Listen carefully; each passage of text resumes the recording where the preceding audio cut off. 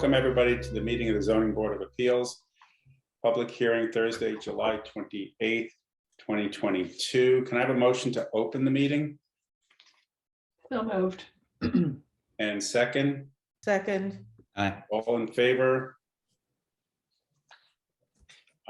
So in attendance, we have our 5 board members, Joyce Giffra, Julia McCormick, Susan Stevenson, myself, Mark Greenwald, and Julia McCormick, and Luke Farron.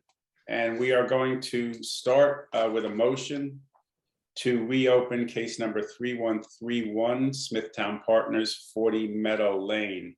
And if I may, Mr. Chairman, could I be heard as to that? Yes. Just to clarify, there were several variances that were dealt with by the board or brought before the board before. The first involved a request to pierce the sky plane, or a pyramid law request. That is not affected by what I'm about to say. Nothing has changed since the time that this submission was made. The second 2 requests are the ones that are the subject of what I'm about to describe. These were requests for variances from section 116-12, subparagraph G, subparagraph 4, regarding measurement of height of certain elevated buildings.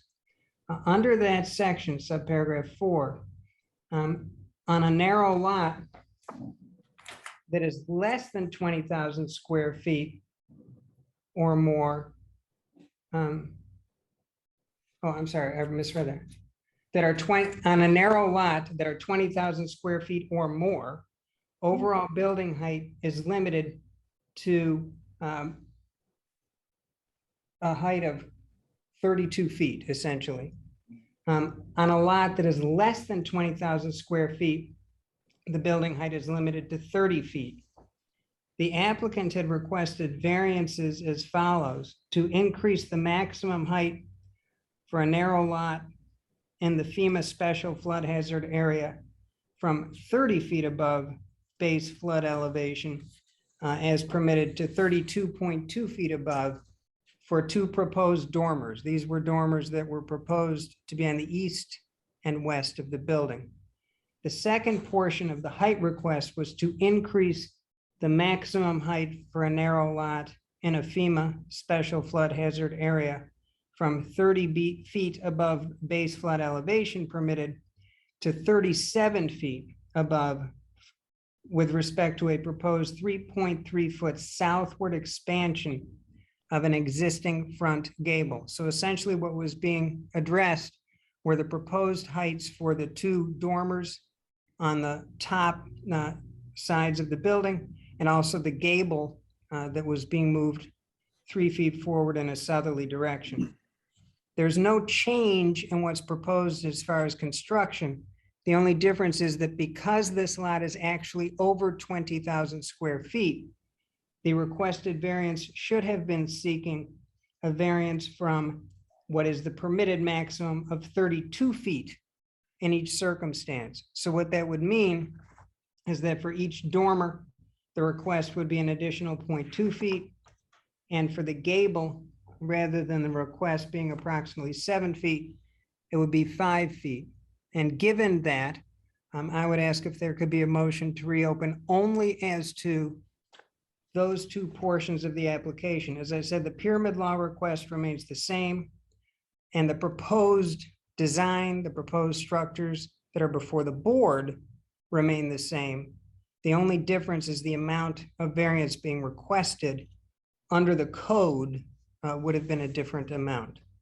So I would ask if there could be a motion to reopen only for the purpose of addressing that particular defined issue, the height of the dormers and the gable. And we also, didn't we have the letter of disapproval ended as a result? I think it was Mr. Wallach, was that? I have to double check the file on this, but if it's not, we'll certainly add a corrected version to the file if it wasn't already. Jeff, are we able to make a decision based only on the pyramid? a variance and thereby rendering the rest moot? Well, the concern I would have, Mr. Farren, is that because this was an application before the Board of a piece altogether, I just feel from a legal perspective, it would be better to have everything before the board, and then the board can certainly either decide it variance request by variance request, or as you just mentioned, in the entirety. Understood. There's still a variance request for height. It's just a smaller variance request. That's correct. That's correct. It's 5 feet instead of 7 for the front gable, and it would be 0.2 feet instead of 2.2 feet for each dormer. Okay, so if I understand this, the applicant and the building department were applying the zoning code as if the property was less than 20,000 square feet. They were That's correct. applying, whereas the code provision provides for a 32-foot height allowance if your lot is over 20,000 square feet, and this lot is over 20,000 square feet. That's correct. Okay, so I'll motion to reopening case number 3131, Smithtown Partners, 40 Meadow Lane, for the limited purposes of reconsidering the required or requested height variance. Can I have a second? Second. And all in favor? And then I would just ask, in conjunction with that, will the board also be directing, and I think it would need to be renoticed for an August hearing? Okay, do we have a motion to require renoticing? Jeff, do you need a notice for that? Yes. And do you- So I'll motion to require renoticing of case number 3131, 40 Meadow Lane. Can I have a second? Is that posting too? Posting? I think Yes. it needs to be renoticed as a fresh, yes. Renoticed, reposted, re-advertised. Can I have a second? Second, And then all in favor, and we will,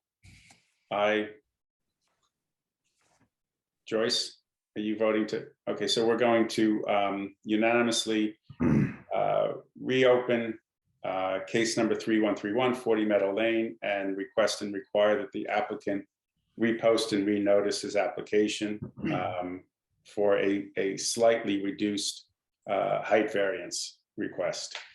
And we can move on now to case number 3. Mark? Yes. Sorry, before we move on, I just, this certainly highlights to me, as I'm sure it does to everybody here who's been deliberating over this for some period of time, the importance of the specificity of all of the materials that we receive and all of the notations that we receive.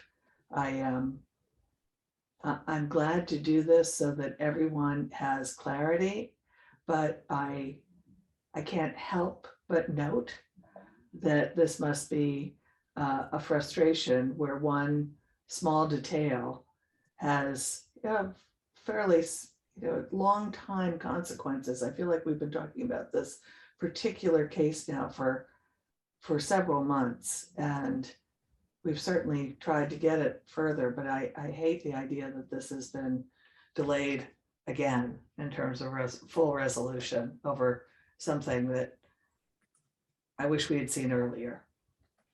And now I've said my piece, we can go on. well, Julia, what you're saying is that we are not delaying it. We are simply doing the required. Absolutely, Okay. That there was- absolutely. It's just, that the application was not presented properly. Thank you. And Mr. Chairman, unless we hear otherwise, that would get re-advertised for the next available meeting, which would be the second meeting in August on Thursday, the 25th. Yes. By the way, would there be, does anybody from the public want to be heard regarding this application? Kat, is there anybody, or Jolie, is there anybody in the audience that wishes to be heard? Only Christopher Lawrence is in the audience. There's only one attendee tonight. Okay, Luke, did you want to make any comments about this application at this stage?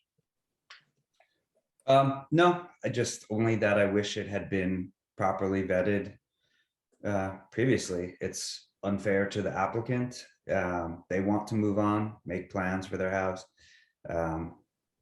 As Julia said, we spent a lot of time on it as well. So just need to make sure that the applications that come before this board are correct. Yeah, Jeffrey, just to be more succinct, I think it was, we just misread, the building department just misread the code, I think, and as did the applicant. Is that how I'm interpreting this? I expect so, Mr. Chairman. I was not, I didn't review the application, but I expect that the denial was based upon the provision of the code with the reading that you and I just discussed, that it was less than 20,000 square feet, when in reality it's more than 20,000 square feet. And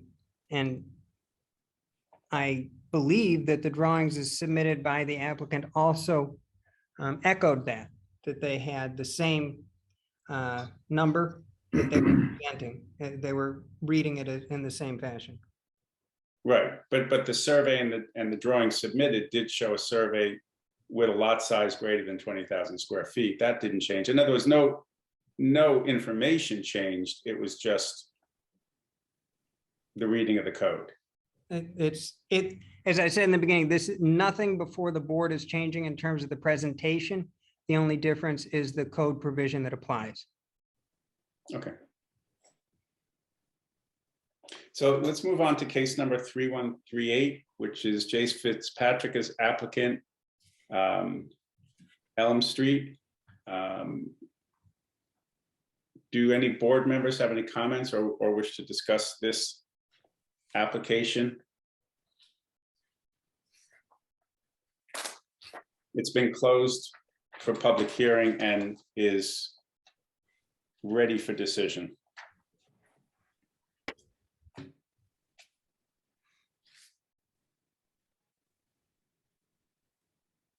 Susan, Julia, or Luke, or? I found the information to be, well, I was dismayed by the amount of times that maybe there was a lawn, maybe there wasn't in the past. I don't actually think that matter in terms of how the building was used, because then it was used in a certain way, which then and there was no enforcement if there was a law, but I'm not sure there was. The code may not have existed, or if it did, it wasn't enforced for years, for 20, 30 years at a time. And so I think from my perspective, I'm presented with what I think it was, how it was used, whether or not it was code. There was a code that would permit that use, but nothing stopped them. So at this point, I feel it's a fairly insubstantial ask if it's just those interior spaces. Does that make sense to you? Yeah, well, I think, guide us. I think the question is whether the building permit number 13241, or one of the primary questions, was issued improperly. If the building inspector issued it improperly, if we are going to look at this on the merits, otherwise we also have the issue of whether the application was timely filed. But Jeff, let us look at what's the standard for overturning the issuance of the building permit. This board would be looking at it in terms of whether or not the building inspector was arbitrary or capricious, because this is an administrative determination. So you'd be deciding if the building inspector was irrational. And just to clarify, the issues that were brought before the board in summary, from the applicant's perspective, was that they were arguing that the owners were using the building in a manner that was inconsistent with what they framed as the appropriate use, that they had said that it was only approved to have the catering use as an incidental use. The additional argument the applicants were making is that the the permit, their timeliness, they were saying is that they were timely in their application because the permit should not have been issued until the matter went before the planning board. And that they brought this application to this board within 60 days of that date. The third argument they were making is that the COs, which were issued, and I think you'll recall there were two of them, one in 2000, one in 2003, I believe, they were arguing were improperly issued based upon the zoning available within that district, within the code. As I said, those were issued in 2000 and 2003. In terms of the property owner, their arguments, in summary again, were that the application was not timely because the building permit had first been issued, I think, in March of 2021, and that no complaint was made for over 60 days past that time. They argued that the COs had never been challenged and remained in effect. And they argued that the building code, or the zoning code of the village, does not differentiate between a commercial use, or in this case, a catering use, and a use that's incidental to a catering use. So that their argument was that there's nothing in the code that says the intensity of the use is something that is that could render this building to be deemed non-compliant. The final thing that they were asserting is that the building permit that was requested here, the actual building that was requested, involved interior work and did not go to the use of the structure. And I do just want to point out that as I recall, the board had the building inspector speak to the board about his views and what he took into account. And it was, I believe, as I recall this correctly, his view was that the assessment that he made did not really need to go to the specific use because he didn't feel that what was being called upon to be constructed in any way impacted the use of the building. So I don't disagree, Mr. Chairman. The issues that the board's looking at is, was the application timely?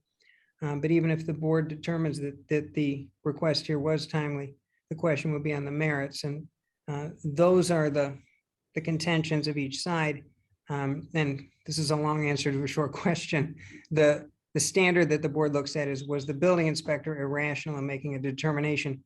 I do want to point out, and I'm glad Mr. Wallach is here because I know he was at the planning board, the building permit has since gone to the planning board, and I think this was made a matter of record before, and the planning board did reach a determination. I just wanted to make sure that that was also remaining a part of the record, that part of the contention had been that this had not been before planning. It has been before planning at this time. I apologize for the length of that statement, but I wanted to go through the parameters. No, it's Helpful, not, Jack. you know, it's a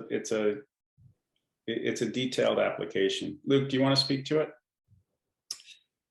Sure. I don't think the application was made in a timely manner. And on that alone, I could make a decision. But aside from that, looking just at the building inspector's decision, we're not being asked to opine on the certificates of occupancy. Those are just a matter of fact. And given that, I think the building inspector was completely reasonable and within his rights and job description to issue the building permit. I wouldn't vote to overturn the permit.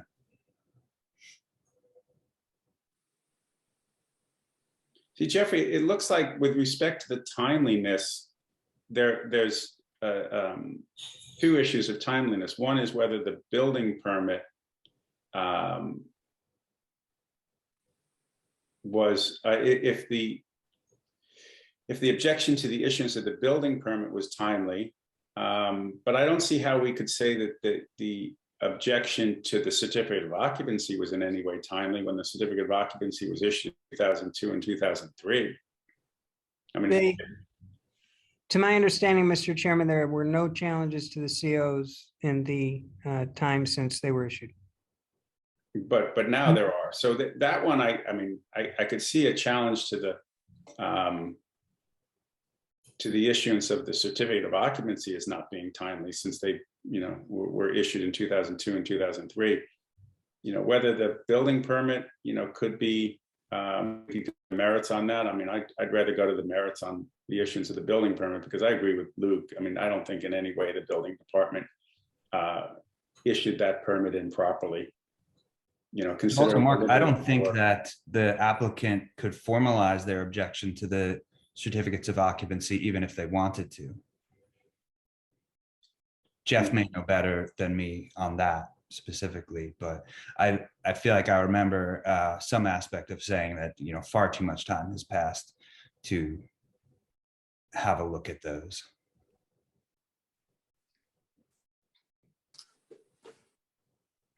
Just by way of review, Mr. Chairman, and I, in terms of what the code allows in that district, I think the assertion of the owners is that they're, and regardless of anything else, they'd be a pre-existing legal use within that district. And a review of the code would show that there had previously been a permitted use similar to this. And I think that what they had put in the record, and it's for the board to determine, was that they had been using this as a catering facility. One can argue, depending upon whether it was incidental or otherwise, but they were using it as a catering facility for a time period dating back to the 1930s, I believe.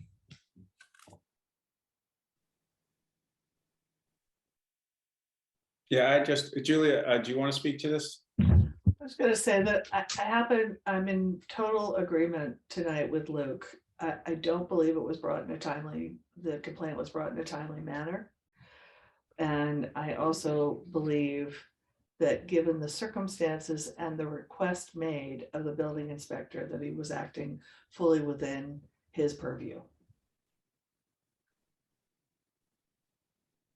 But are you saying that the challenge to the issuance of the building permit was not brought in a timely manner, even though it was brought within 60 days after the planning board's decision? Well, the way we heard the testimony, as I understood it, was that it was well more than a year ago that these events were taking place before it came to us. I may not have the timing. I may not have recalled what happened with the planning board, but certainly both, I think, on the merits in terms of the building inspector's actions, but also when the case was brought before us, it has been my belief that too much time had passed. I did not understand that we were within a 60-day time period at all, Mark. Mhm. Yeah, Mark, it's not as if the applicant, the building permit was issued, the applicant found out about it, but said to himself and his co-applicants, oh, don't worry, they haven't done the planning board process yet, and that has to happen, so we'll just sit on it. Something this objectionable to them would have been formalized immediately or near immediately. Now that's making an assumption, right, on my part, but it doesn't seem reasonable to assume that the planning department process had any real effect on their timing of things. Well, I mean, it sounds like you're saying they could have filed their grievance, their zoning application earlier. I'm just not sure they were required to. I mean, I'm not sure that they were forfeiting their rights to object to the issuance of the building permit just because they were waiting for the planning board, to weigh in. Jeffrey, I guess the real question is, we may have a unanimous board agreeing that the issuance of the building permit was issued properly. So on the merits, we're, I think, all saying the same thing, that the certificate of occupancy stands and the building permit stands. Do we need to Do we need to dance around the issue of the statute of limitations too much if we're all agreeing on the merits that we would not overturn the issuance of the building permit? What the board could do is, if the board wishes, is to first, normally courts will deal with a timeliness issue first, but the board could certainly go the other way and say, with respect to the merits, we're going to have a motion on that issue, and having made that motion, we don't feel that we need to address the timeliness issue because it now becomes academic if the board makes a ruling on the merits. Can I ask a question? I thought that there was some change in the procedure that the planning board, didn't the trustees change the law? There was Speak something. to that if you'd like. So isn't that, so the law was changed saying that you didn't have to go before the planning board? The law was changed so that certain applications did not have to go to the planning board. This would not have been one of them because it was a legal non-conforming use. So the trustees' code change really had no impact on this application. Would the applicants have known that? They did because they continued to pursue their planning board application even after that law was changed. Had that law affected this application, they could have just withdrawn their planning board application and proceeded with their building permit. But they proceeded to get site plan approval from the planning board, which But- ultimately lifted the stop work order. I think we might be talking about two different applicants. Yeah, wait a minute. I'm sorry. My Oh. understanding is that I don't know what you call, this person's like an applicant, that they're really just saying that something was, that a building permit was issued erroneous, capriciously or whatever. But the process of approving the building permit, that the protocol had been that you had to go before the planning board, not some people, but all applicants, no? But apparently, Susan, it had become the de facto way of interior renovations like this weren't considered by the planning board. So even though But then they changed it, didn't they? well, everyone was supposed to be going to the planning board historically so for time immemorial. Practice of. Yeah, no, So the it wasn't practice. enforced. So I do historically. feel that if it was understood, that how would someone, this is always my question, like, how would you know that?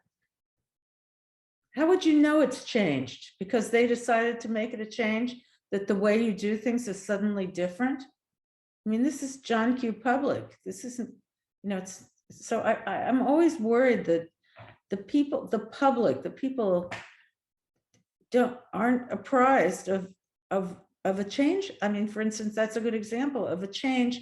It's not a change in the law, it's in the application of how the law is applied, correct? Mm. Jeff? Yeah, thank you. Just to clarify, in this case, though, and we are there are two different applicants, right? So there are the applicants before the planning board are not the applicants who are before this board. So the applicants before the planning board are essentially the owners and the people who will be using the property for the catering hall. They went before the planning board, and the applicants who are before this board, those who brought the complaint before this board, I believe we're aware because they appeared at the planning board hearings. And part of their argument is that they couldn't come to this board until the planning board had completed its process. So they were aware of it because they participated in that process. What Alex is saying is that with respect to this type of use, the change that the trustees made in the law had no impact because they were supposed to go to planning before, and this type of use for something that's being changed in construction, they will still need to go to the planning board. Hmm. So the applicants before this board were aware, and the reason I say that is because part of their argument here has been that they were waiting for what the planning board did. Right, and Jeffrey, what I'm saying, is that it was not unreasonable for the applicant in this case to wait for the planning board decision before it filed its application to the zoning board of appeals. And they filed that application within 60 days after the planning board decision. So I think it would not be reasonable for us to bar them from our hearing their objection to the issuance of the building permit because they waited for the planning board decision. That's really where I am. That seems like, you know, a ruling on a technicality that, you know, the applicant was reasonable in waiting for the planning board to make its decision. I'm not sure it changes the overall effect, but I'd rather decide this on the merits rather than a technical issue like the time bar, which could go either way.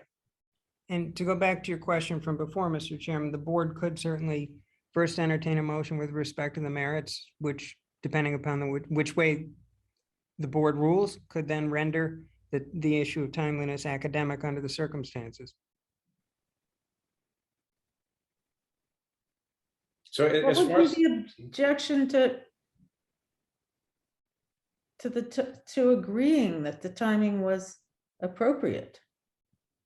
It doesn't change on the merits. Yeah, then that's fine with me too. And the applicant isn't really asking us to weigh in on the timing of it. You know, obviously they want the application heard. So we can set that aside and, you know, vote about the issuance of the building permit. Well, I think the applicant maintains that they have done this in a timely fashion, but the owners are maintaining that they haven't. Isn't that right, Jeff? That's correct. So I do think we, in a sense, to be fair, need to decide both issues, the merits and the timing, so that it doesn't, I don't know, I only think that's what they're asking. So why are we not doing it? So I don't let me say, of the board members that would be voting this evening on this, is there any board member who would vote to overturn the issuance of the building permit 13241 issued March 3rd, 2021, or would we all vote unanimously to not overturn the issuance of that building permit? I want to think about that for a second. So please, anybody else has something to say? I just want to think for a minute about that. Because I do not want us to be opening a door for anyone who is dissatisfied with the determination of the building inspector to perceive that the next course of action is to come to the zoning board of appeals as an appeals board on their way to another potential remedy if they don't like the answer. And I'm just concerned that by only entertaining the question of the building inspector, that we are at some level doing that. And I'm concerned about that with this case. And the fact that we have two cases that are asking us to adjudicate this type of work that have been on our docket recently. I know that how we decide this will be meaningful, not just for tonight, but going forward as well. But it is the zoning board of appeals, and that's what they're appealing. They have that right. I mean, maybe they didn't know about it before. I certainly had never encountered it until a couple of months ago. You know, I was pretty surprised. But honestly, if you, just the title of what board we're on, unfortunately indicates that we may be in for it. But in full recognition of that, if someone doesn't, if it's about the land, I'm fine. If it's about the sky, if it's about the water, I'm fine about relooking at that. But this is really about also an employee, and I'm not, that's why that aspect of this is uncomfortable to me in terms of what we may be doing going forward. And I'm not sure that I'm as articulate about this as I'd like to be, but that's my concern. This is a complaint about an employee's decision. And I'm uncomfortable with that alone. And So it's let, not about what we signed up for. let me ask this of Alex and Jeffrey. The way I'm seeing this is the Zoning Board of Appeals will entertain cases where the building department denies the issuance of a building permit. That's the customary, most usual, customary, frequent type of case we have before us. Somebody had a building permit denied because it requires a variance, so they come to us. In this case, along with a couple of other cases that Julie is alluding to, you had the building department issue a building permit, and somebody is appealing from the decision by the building department to issue the building permit. I don't really see any difference, but how do you two see, this, the way it plays out perhaps in other jurisdictions? Is it less, is it unusual for cases to be brought to a zoning board of appeals objecting to the issuance of a building permit, or do zoning boards of appeal only listen to cases where a building permit was denied? It's not unusual. I think it may be unusual here in that it's only pertaining to the issuance of the building permit for work done. The way I've normally seen these to come up is somebody will ask both for a variance. They'll say we need a variance for a setback or whatever. But in the alternative, they will argue that they think that the building department was in error in saying that they needed this variance. So they would ask that the board consider two things. Either that the building department made a mistake and should have issued the building permit regardless. And if the zoning board decides, no, the building department did not make a mistake, then we're asking for a variance. So I often see this type of application come in that way. The other thing to remember is that normally the board looks at things with different criteria, right? So for when a variance application comes before the board, that's under a different section of the village law, and the board will assess that under the 5 standards that the board would regularly look at.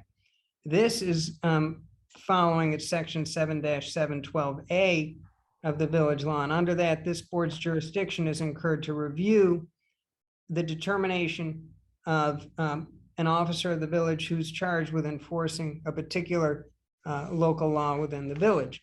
So that's why I'm saying that the standard applied in this circumstance would be whether the building inspector was arbitrary and capricious, because it's an administrative determination as opposed to a variance. But I do fairly often see these coming in, as I said, when somebody requests a variance and says, I either want the board to determine that the building inspector should have granted my request in the first place to build as I want, but if you decide that the building inspector appropriately denied, then I'm seeking a variance. That's usually how I've seen them come up, but I'll leave it to Alex for his thoughts as well. Yeah, Jeff, I would agree with that. It's not unusual. It is certainly a less common type of application. A variance, as you know, is a form of relief where typically the building department and the applicant are in agreement that something is not compliant with the law. So they're seeking relief pursuant to very specific criteria, or a special exception where everybody is in agreement that it is a certain special exception and has to meet a certain set of criteria to be approved. This is a different type of application, whereas Mr. Blinkoff said they're saying that the building inspector made an error in his interpretation of the code. We do see these types of applications where they feel that the building inspector is reading the code wrong, where it's maybe subject to a different interpretation, and they're asking the board to overrule the building inspector's interpretation, or they're saying that they made a mistake or that they were arbitrary and capricious. So as we said, there's less specific criteria as there are for a variance relief or a special exception, but it is one of the powers that are entrusted to this board. Is that helpful, Julia? It is. I'm ready to proceed. Let's canvass the board at this point. If we were to decide on the merits, whether to overturn the decision of the building department to issue building permit 13241, would there be any votes in favor of overturning the building department's decision to issue the permit? Or would everybody unanimously say that there are not adequate grounds to overturn the issuance of the permit? I'm trying to find our common ground. I would be willing to say that I think it's not very substantial, but what they're doing. So, Right. So you say the permit is valid, Susan? yes, I do. Yeah, agreed. Agreed. Yeah, Is it possible for us to vote this evening and have the decision prepared as a follow-up to that I would tonight? suggest that if the board does go to a vote tonight, that it could be subject to a decision drafted by counsel for your review. Okay, and would it be easier, Jeffrey, for us to vote on perhaps this and then perhaps vote separately on whether or not the issuance of the certificate of occupancy was properly issued February 14th, 2000, or whether that was time barred? That would be fine, Mr. Chairman, but I think that the actual application before the board pertained to I'm just going to the agenda. Yeah, Mark, I don't think anyone is asking us to consider that in a formal sense. And I do want to hear, Mr. Wallach, because you would prepare the agenda, I just want to make clear that what is properly before the board then. That's right. I do believe they reference that certificate of occupancy, but I don't believe they're challenging it, the issuance of it. I think what they were saying is that it was not being interpreted correctly and that it does not allow what was being proposed, which is, I believe, why they referenced it. Okay, that's better. So then let's call to a vote whether the board would agree not to overturn the issuance of the building permit 13241. Is that clear enough, Jeffrey, as far as a motion? My question is, if the board, I suppose the motion then would be, in a general sense, is the board voting to deny the applicant's request to overturn the building permit under the number that the chairman just, is there then a motion to deny the application before the board which sought to overturn the building department's determination? Well, I have an I don't see this on this agenda, but there were two parts to this. One was the certificate of occupancy issued February 14th, 2000. And the second was the building permit. Do you see that, Jeff? I'm going to it right now. Okay, so I don't see that this is even on our agenda. That's my problem. But this is the previous agenda. No, Susan, I'm agreeing with you that our current agenda says that the applicant requests an interpretation with regard to the following: certificate of occupancy issued February 2000 for subject property for use as a catering hall and kitchen. So isn't that what we have to vote on, or not? It seems like it to me. Go ahead, Alex. So just to clarify, as it appears on the agenda is how it appears from the public notice. So that's a summary of obviously what was a much larger application, as you heard.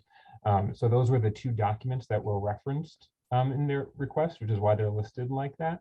I don't know if that necessarily means you have to vote on those issues, but just to explain why it's called out on those two items on the agenda is because those were specifically the building department items that were part of the question.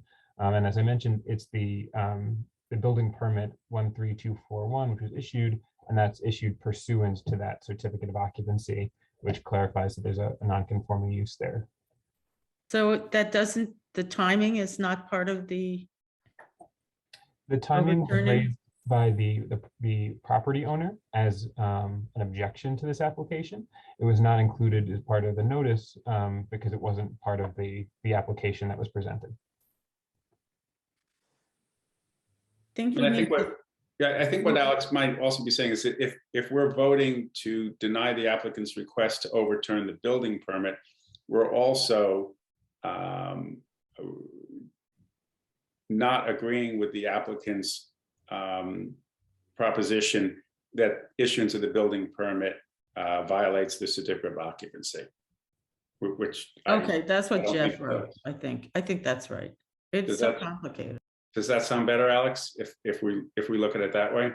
Yeah, I think that makes sense. Jeffrey, do you want to try to formulate the resolution and then we'll second it and vote on it? Right.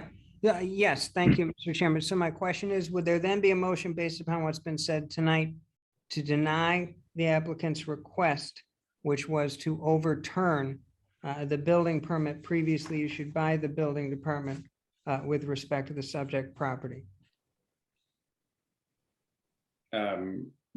Yes, and so can you make that motion and we'll second it, or should I make that motion? And it would need to be made by a board member? Okay, so I'll motion to deny the applicant's request to overturn issuance of the building permit number 13241, issued March 3rd, 2021 for interior alterations for a catering facility. Can I have a second? Second. And I would just ask, Mr. Chairman, would that be subject to written decision prepared by counsel for the board's review?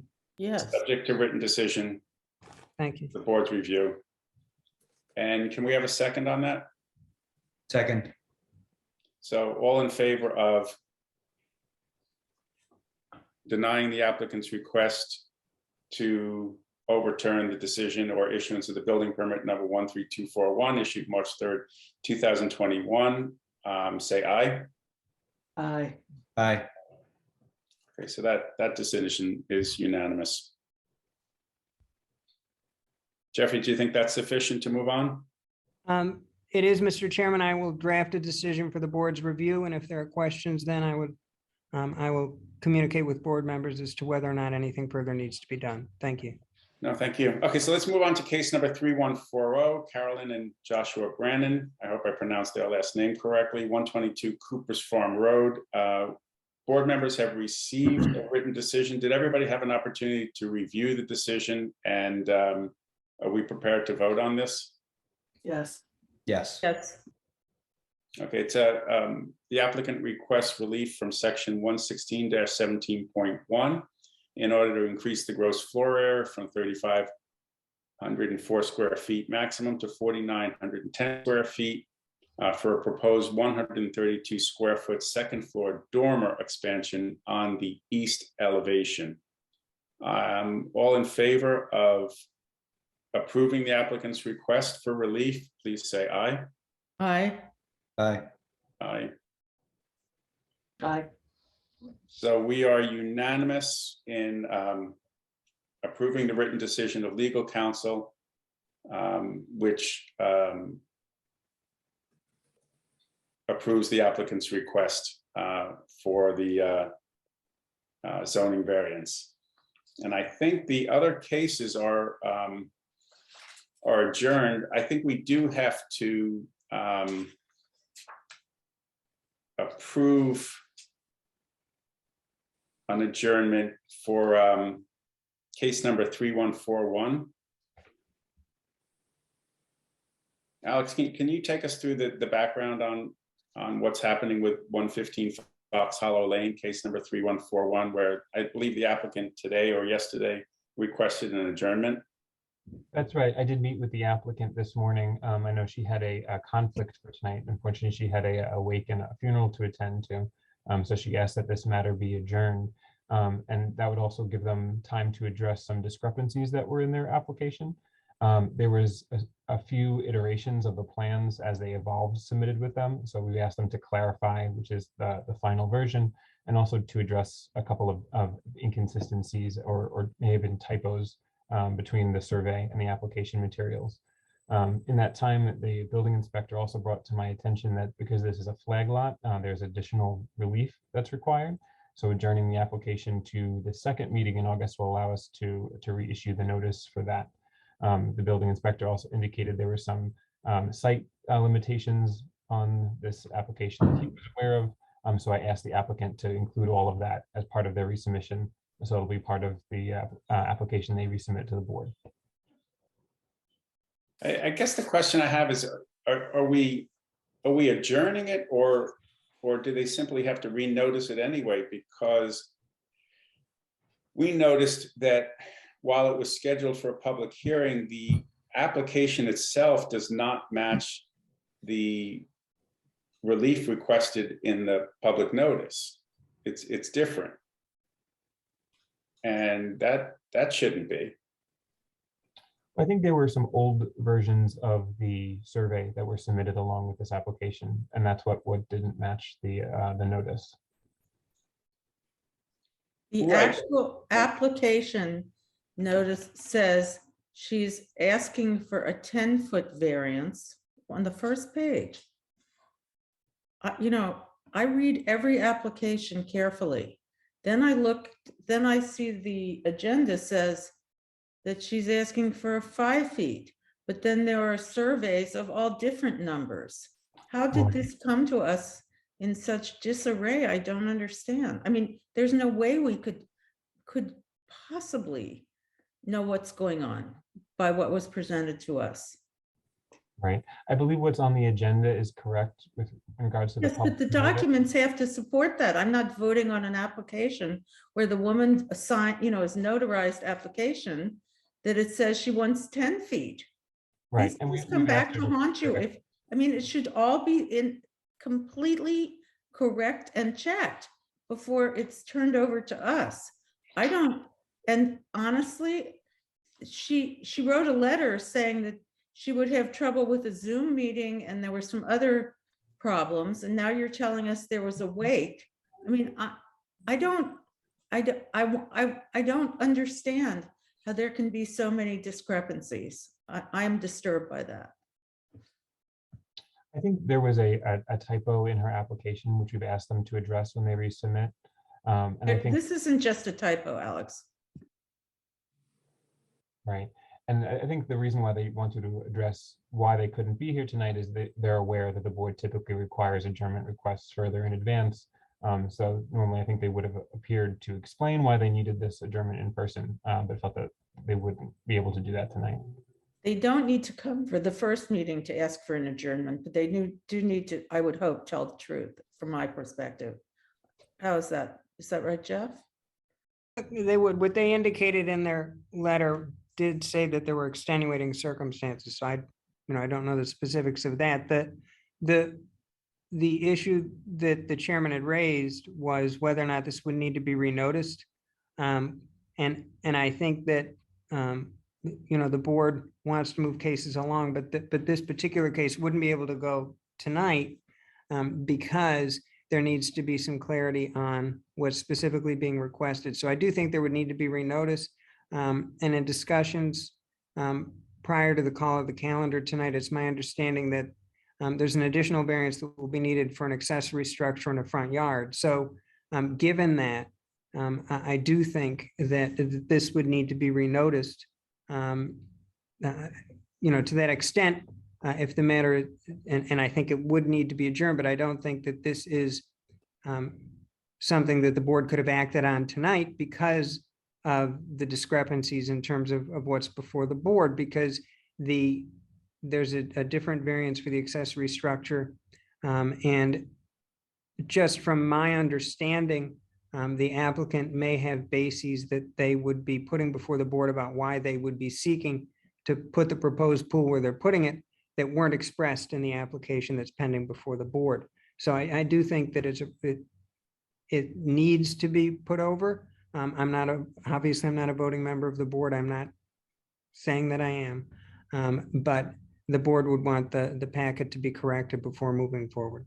Jeffrey, we're agreeing with you that it's not ready. What I think we're saying, and what Susan is saying, and I agree with her, is it was not ready to be noticed publicly. It wasn't ready. Okay, regardless of an adjournment, we shouldn't be this far along. It shouldn't be on our agenda. The application did not match the public notice. And it must match the public notice. The application and the public notice have to be the same. And they're asking in the application for a 10-foot variance, and the public notice says 15 feet. Right. Why is it, why wouldn't the public notice match the application?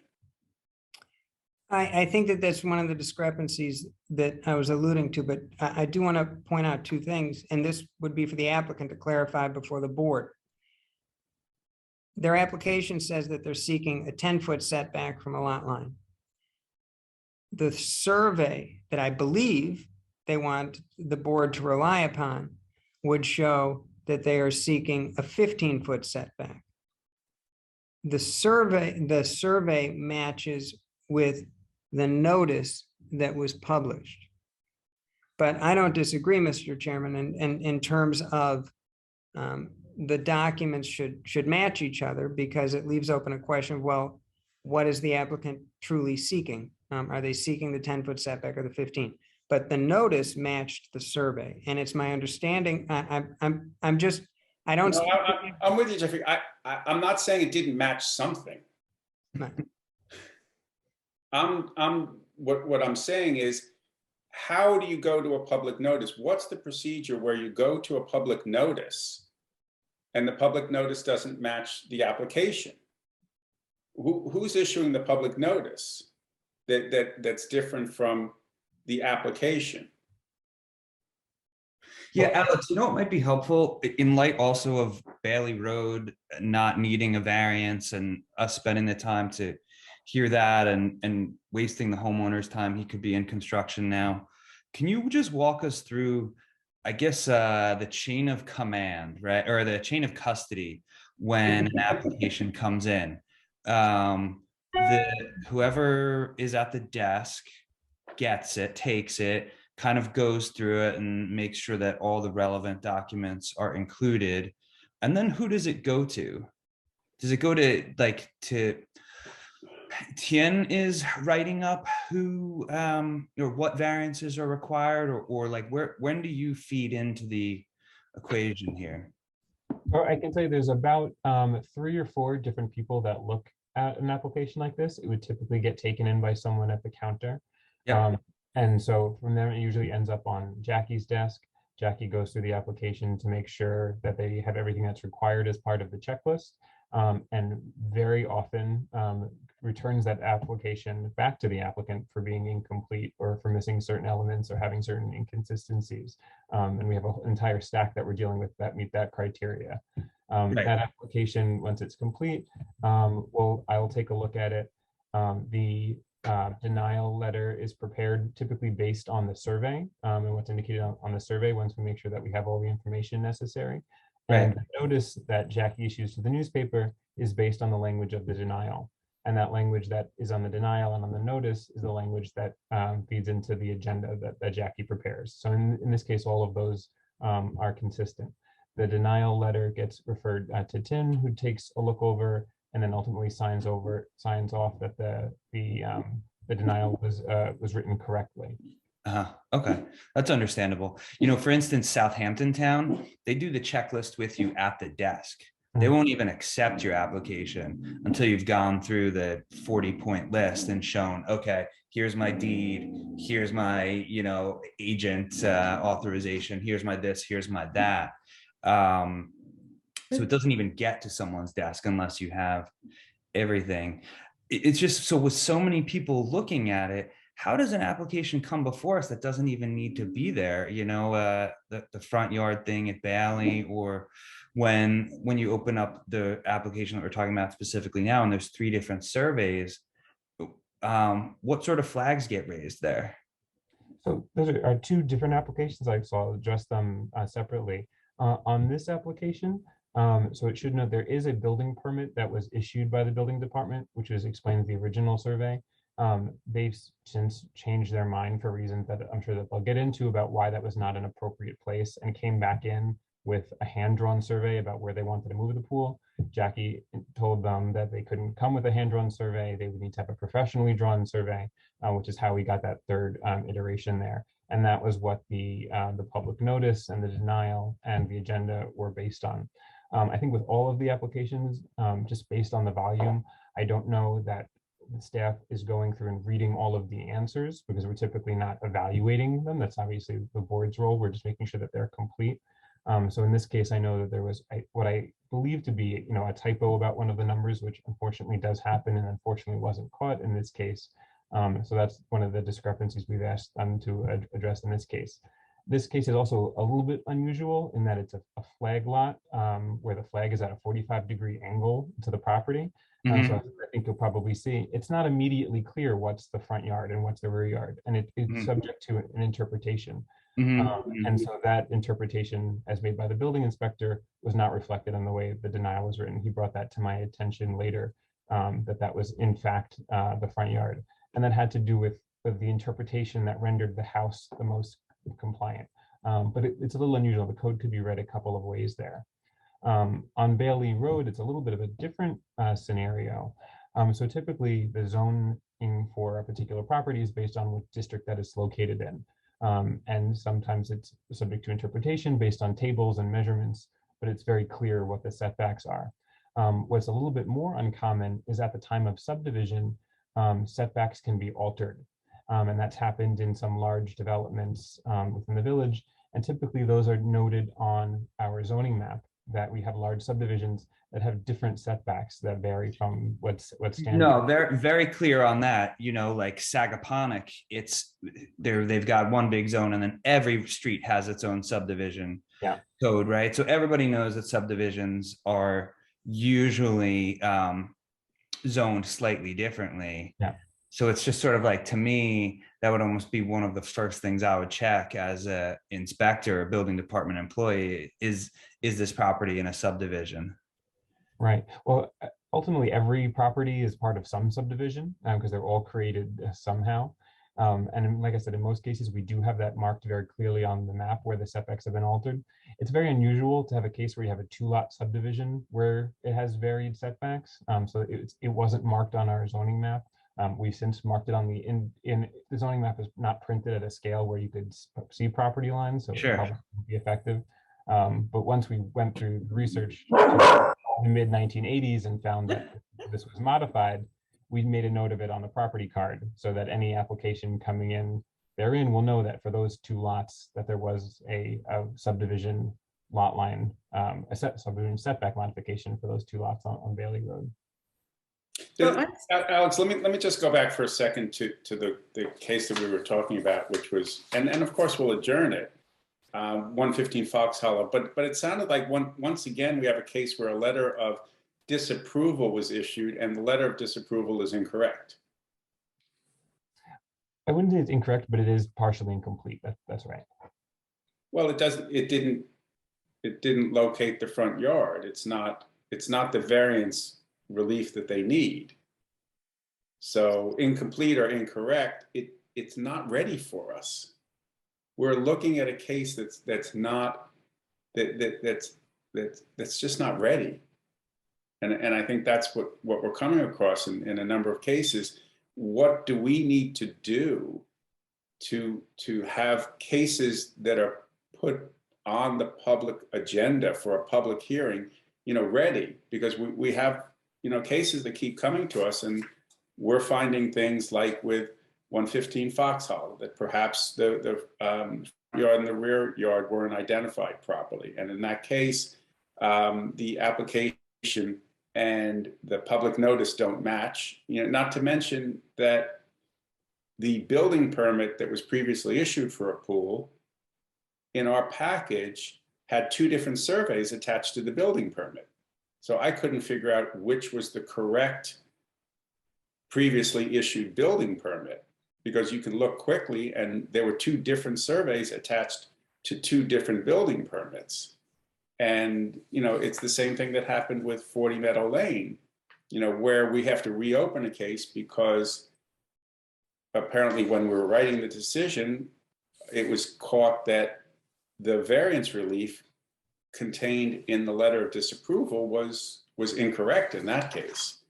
And, then of course, now we do have Bailey Road, where this board spent the time, and the entire board, paid attention to the application and devoted time and effort to it. And it was determined that the building department didn't need to publicly notice this application because, as Luke was pointing out, the subdivision map contained the relief that they were looking for. So we're seeing a bit of a pattern where we'd still like the building department to figure out a way that when we're going to a public hearing, it's a little more expeditious, a little more efficient.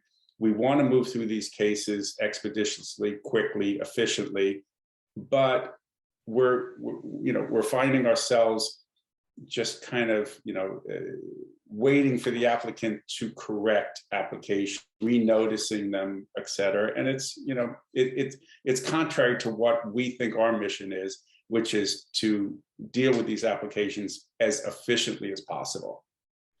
So let's talk a little bit, since it was brought up. We have a withdrawal of Bailey Road, and can you just take us through what happened? Apparently TN notified the applicant that the application was unnecessary because the subdivision map allowed for a 37-foot setback. Is that correct? And that's what they were asking for? It's a 34-foot setback. So he did issue a letter to this board and also to the applicant, withdrawing the letter of denial based on that information that had come to light. Okay, and there was a question about the porch. Right, the only item that was potentially non-compliant was the porch. That porch does have a building permit and was and a certificate of occupancy. And on the records we had in the building department, it was shown at a compliant location. So we've asked the applicant to take a look and address that.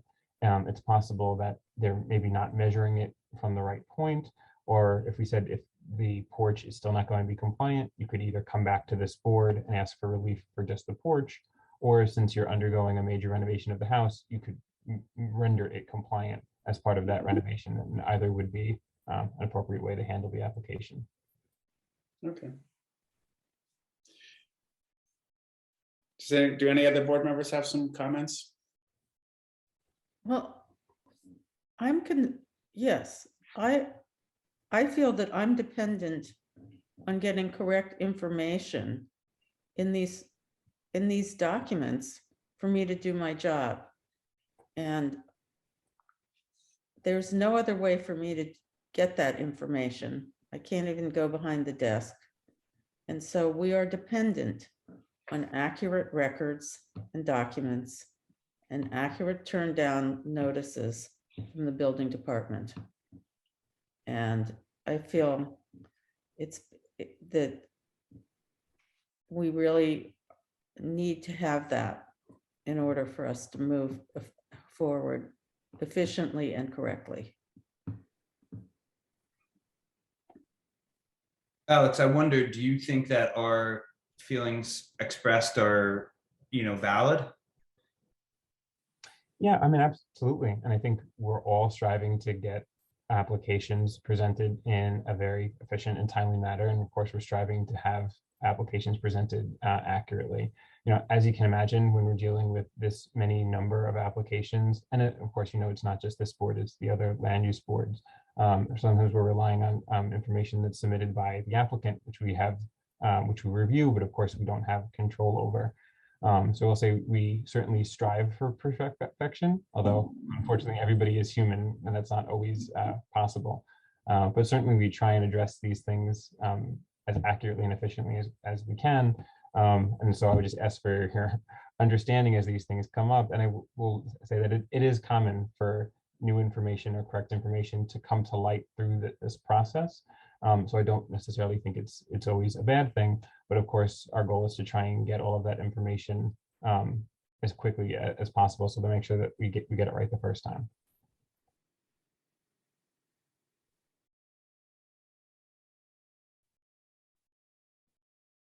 Did anyone else want to speak to anything? Otherwise, I think I'll motion to accept the applicant's request to adjourn case number 3141, Kathleen Ferrara, 115 Fox Hollow Lane, to accept the applicant's request to adjourn to August 25th, 2022. Can I have a second?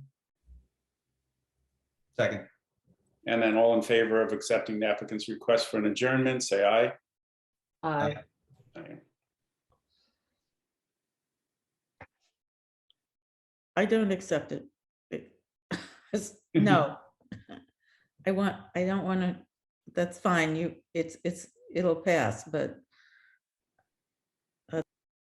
You can vote against. You want to vote against it? Joyce, can you vote in favor of accepting the adjournment in case number 3141? I believe she did. You did? I did. I'm sorry. It's my screen set up. Okay, good. So we have, do you want to vote against adjourning it, Susan? yeah, Okay. I think So, there could be a different way of wording it, for instance. It's okay. so it's okay. So 4-1, we'll go 4-1 to accept the applicant's request to adjourn. And I think that brings us to the end of our public hearing. So I can motion to close the public hearing, but did we want to go to executive session? Do the board members want to take a moment and talk with legal counsel about any issues? I would, but briefly. If there were questions for legal counsel, that wouldn't really be technically an executive session. It's just speaking to your attorney. So it Okay, doesn't. so how do we close the public hearing and then Yes. just stay? Okay, so I'll motion to close the public hearing of the Zoning Board of Appeals Thursday, July 28th, 2022. Can I have a second? Second. And all in favor? Aye. Aye.